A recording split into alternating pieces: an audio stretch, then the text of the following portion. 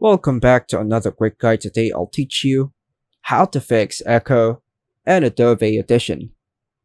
Dealing with echo and your audio recordings can be challenging, but Audition provides several powerful tools and techniques to help you minimize or eliminate unwanted echo. Whether you're dealing with natural room echo, microphone reflections, or other reverberation issues, the following steps will guide you through the process of fixing echo and Adobe Audition. Launch the Adobe Audition on your PC. Now, Adobe Audition's reverb effect is specifically designed to reduce echo and reverberation in audio recordings. This effect is straightforward and can make a significant difference in improving your audio quality. Go to Effects, Noise Reduction Restoration, then the Reverb amount. This slider controls how much reverb reduction is applied.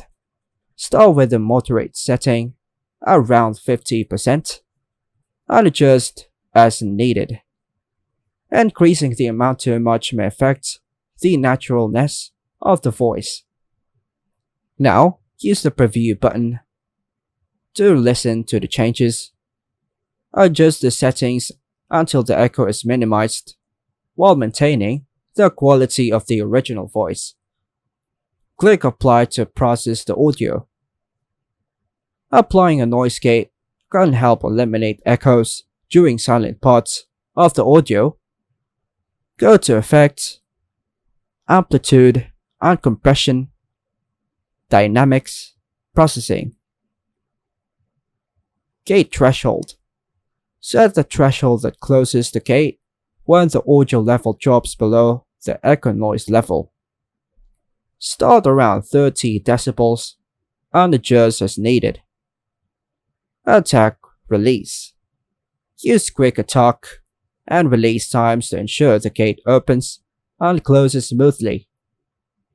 By following these steps, you can effectively minimize or eliminate echo in your recordings using Adobe Audition, leading to clearer and more professional audio output.